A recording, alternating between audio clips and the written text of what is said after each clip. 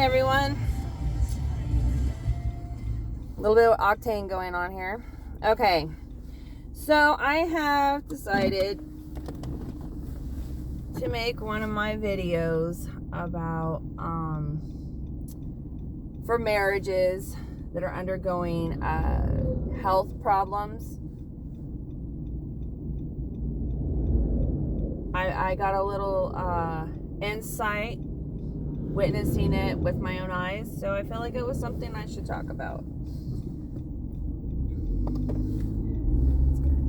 I'm getting ready. I'm heading to work, so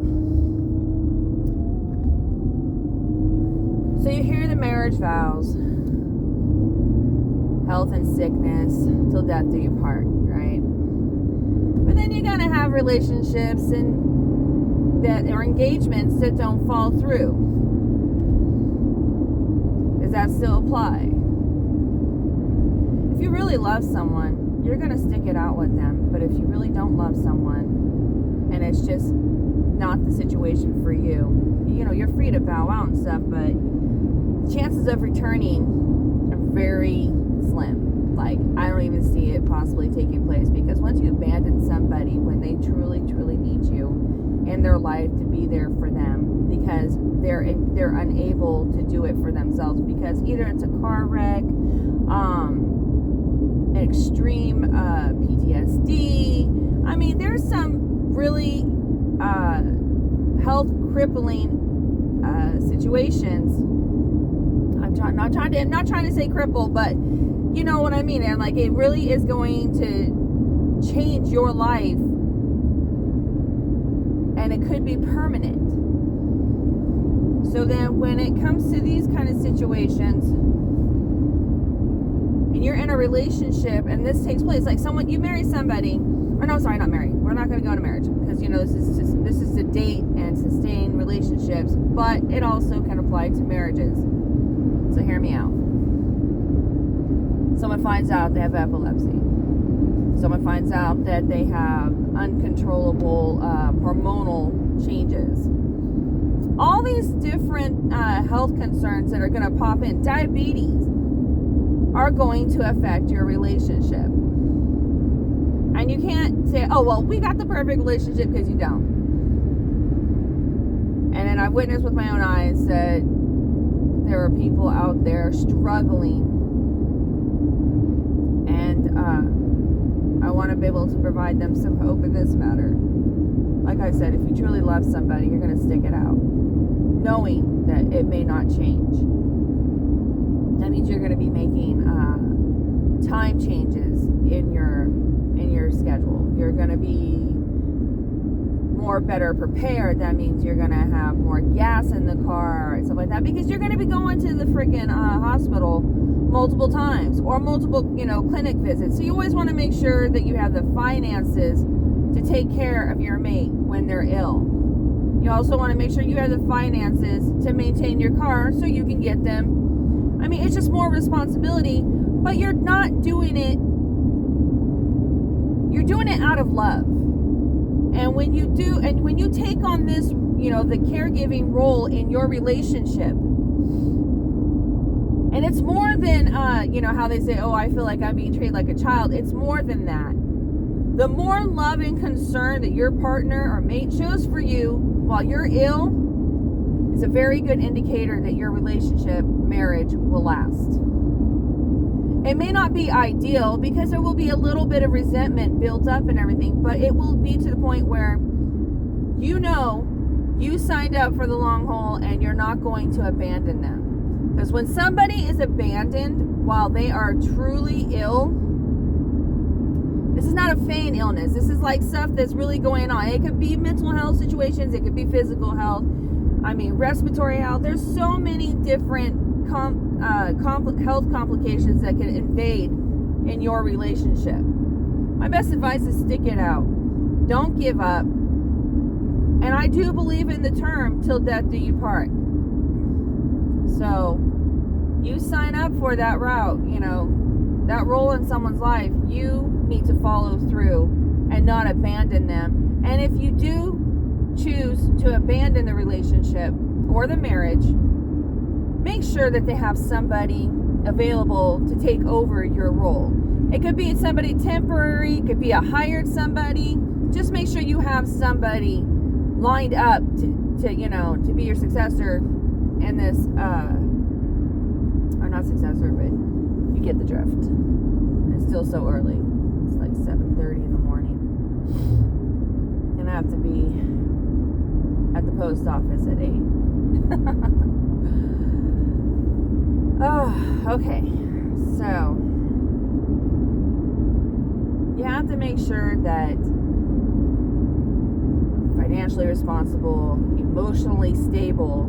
Because if you are emotionally unstable, you probably shouldn't be taking on any caregiving roles. And I don't want to discourage you from getting help in this department by seeing a counselor, by checking up on your own medical needs. But when it comes to someone with high priority needs, people that are basically bound to wheelchairs and they have mobility limitation, it's really important to do range of motion exercises to see what they can do. Because once you start taking over caregiving and it gets to the point where you are just suffering with being smothered, okay? Because you're going to have someone that's going to be so dependent on you, they're going to literally smother you. Always try and make a point in the day to do something to draw you away from the caregiving for just a little bit amount of time where nobody's getting hurt, nobody's feeling abandoned, and you just get some me time in. If it's a book, if it's a show, if it's going to get your hair done, your nails done, whatever it is, always make sure to take some of that focus from your caregiving position and put it back into loving you. Now, I don't recommend just leaving them and going and doing something that you want to do. That would be a selfish move. But just communicate with your partner, hey, I'm glad that you're doing better. Always try and promote their health by saying, oh, you're doing so much good. You're better. You look like you're feeling better. Do you need me for anything? Can you take a minute to yourself? I think I'm going to go do this. Always communicate these things. Are you serious? There is road work. Shit, I'm going to be late. I was not prepared for this. Ouch. So I just recently, what was that? Okay. So I recently injured my back. Again. I have had injury upon injury. And this last injury was a compound thing where, I had 3 different things that had compounded up to where it's okay, we're done. My back's forget you. And it locked up so badly that I ended up having to have help. I was grateful for the people that I'm staying with. The house pricing here is just too much right now, and these really kind couple who is actually experiencing this really